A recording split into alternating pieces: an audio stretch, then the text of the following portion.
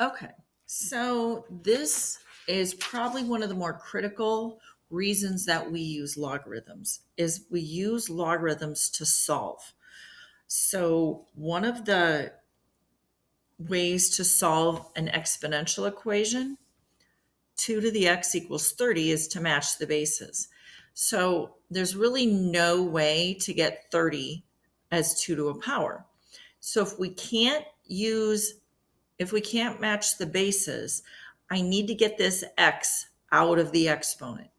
And the only way to move the x out of the exponent is by using logarithms.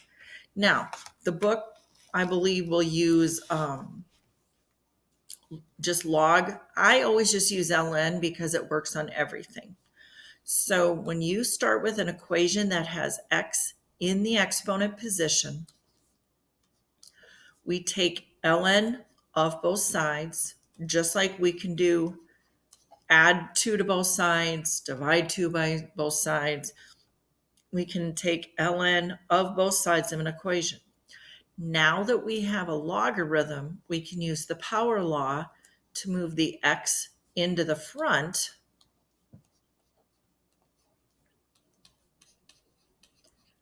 So x is now out of the exponent position and it's out in front.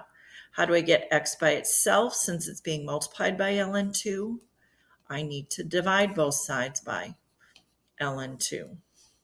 Then on your calculator, this is the exact, see, notice, watch your directions. This is the exact value. B is just saying, if you want to express it in 2 decimals, take ln of 30 and the parenthesis divided by ln2, and it's approximately 4.91. So anytime you can't match the bases exponentially, you just take the log of both sides so you can move the x out of the exponent position. Now, this is why I like using ln. ln works on every exponential equation, but you have to use ln if e is in the equation. So when you take ln of both sides, let's think about what's the base of ln again? It's e. What happens when you take the log when the bases match? Ln e cancels because the bases match, and x equals ln 30. Notice this says exactly. When it says exactly, you will not use your calculator.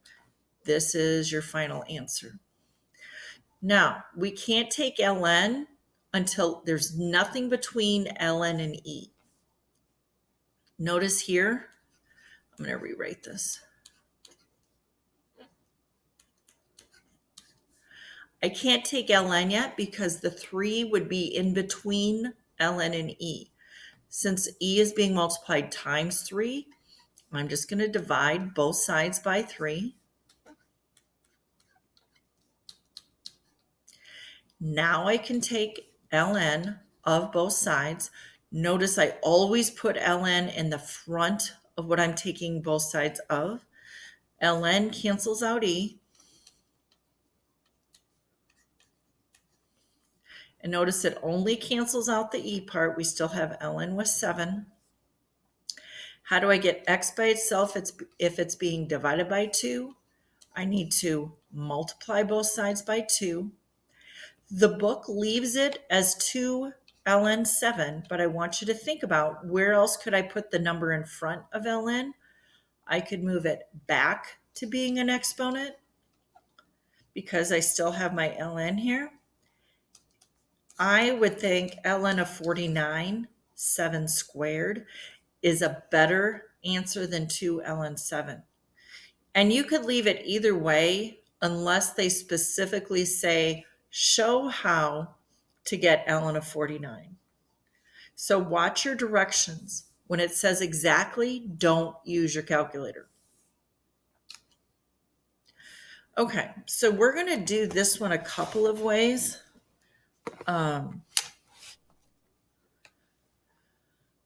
First, we're going to look at the algebraic way, and then we're going to use our graphing calculators. All right, so first of all, notice the directions say look for the points of intersection. That means our final answers need to be points. Now, the first thing we need to do, if we have two equations and they both equal y, that also means they must equal each other. So we're solving a system of two equations. So we're just setting them equal to figure out what value of x makes this work. Now, I'm going to get everything set equal to 0, so I'm going to move this all over to the other side. E to the x, I have to subtract 1, so it can be put with the 3 to get 4. Then I'm going to add that to the other side. Now, this, you won't recognize this quite yet. This we want to turn into a quadratic equation. Anytime you have e to the x and e to the negative x, we're going to make this a quadratic. We do that by multiplying the entire equation by e to the x. Now, think about what does e to the x times e to the x mean? I'm going to write this as e to the x squared minus 4 times e to the x plus what happens if I take 3 e to the negative x times e to the x? Let me just write that up here. E to the negative x times e to the positive x. When you multiply bases that are the same, you add the exponents. What's negative x plus x is 0. What's anything to the 0 power is 1. So this whole thing just turns into 3. And now I can start to see my quadratic. Now, if you're not really good at this factoring stuff, if this is being squared, this is the term in the middle. These have to match. Whatever the middle term is has to be what's being squared over here. Just like I can split up x and x when x is being squared, I can split up e to the x, because e to the x times e to the x is e to the x squared. Now I need factors of 3 that add to get negative 4. Negative 3, negative 1 equals 0. As soon as I have my two factors, I'm going to split this apart, set each one equal to 0, and solve. What makes e to the x minus 3 equal 0? What makes e to the x minus 1 equal 0? So I'm going to move my 3 to the other side. So we just add it. I'm going to take ln of both sides, canceling out my e. So x equals ln 3. Do the same thing here. Add 1 to both sides, ln both sides, x equals. Now, ln 1, this is going to be important. We haven't focused on this a whole lot. ln of 1 is 0. And if you think of the graph, you're going to see that in a minute. Ln of 1 is always 0. Log of any base of 1 is 0. Okay, here's where you have to be careful. You think, oh, I'm done because I've solved for x. Let's come back to the directions. Points of intersection. I have the two x coordinates, but I don't have the y coordinates. All right, so if x equals ln 3, let's just come back to this equation. If x is ln 3, y equals e to the ln 3 minus 3. E to the ln 3, the bases are the same, so they cancel, and 3 minus 3 is 0. That means when x is ln 3, y is 0. That's my first point of intersection. Second point of intersection is when x is 0. I'm going to plug it into the same equation. Y equals e to the 0 minus 3. Anything to the 0 power is 1 minus 3 is negative 2. So my second point of intersection when x is 0, y is negative 2. Now, it says check your solution using technology. So use your graphing calculator, put this side into y1, this side into y2, and I would just go with a standard viewing window. So you're negative 10 to 10 on both sides. And if you want to pause the video, do that on your calculator.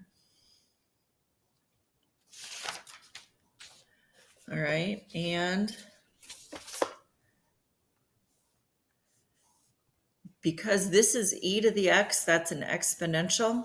I'm going to go ahead and erase some more of this.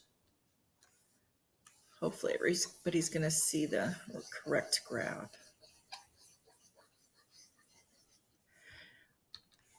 But this one's exponential growth, and this is a negative exponential decay.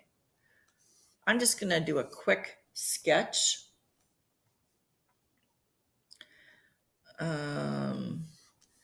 This is just a real quick sketch, and that's bad. It's kind of like that.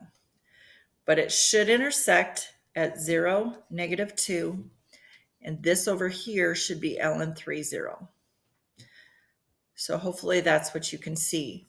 Now, to check it, remember you've got to use your alpha trace, use the intersection key, and put it close to this point of intersection, and then do it again to find this point of intersection. So this would be your paper 1, where you'd have to do it algebraically. This could be a question for paper 2, where you have to use your calculator. All right, the last question has to do, it's also using technology. It says use technology to help sketch the graph. So take out both your equations, plug this into your y1. Now, if you're going to sketch the graph, notice this 1000 is going to be my y-intercept. Once again, if you want to pause the video in order to get that on your calculator, take a minute to do that.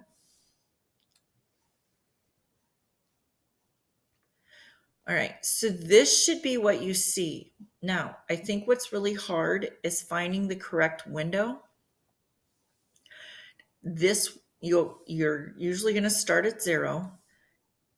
Notice some of the numbers here, 1,000, 5,000. So we usually want to go above what this is saying down here. So typically, notice they went 0 to 6. I'd go with a scale of 1,000. And they just went 0 to 4 along here. So what's really important, you want to label both of your axes. And notice you want to label it not just numerically, but number it with units, weeks going this way. This is your A to the N in hectares, and do a general sketch. All right. Then it says, hence, using the graph, estimate the time for 5,000. So find 5,000, come over, sketch it, come straight down, and it's more than 3. All right. I'm going to be lazy here and show you. If we want to do this, check your answer to A using logarithms. Graphs are not an accurate way to do estimations. You always want to check it algebraically, okay? So we want to set, when does this equation equal 5,000? So we set this equal to 5,000. I want to get rid of the 1,000, so divide both sides by 1,000. Then I'm going to log both sides. I just use ln, but they use log. That's fine. Doesn't matter. Then you can move the exponent down, divide both sides, and you get 3.32. 3.32 is the amount of weeks, because notice we're solving for n. N is in weeks. Sometimes, though, they might want you to be a little more particular. So that's 3 full weeks. Take your 0.32 times 7, and it's approximately 2 days. And that is lesson G.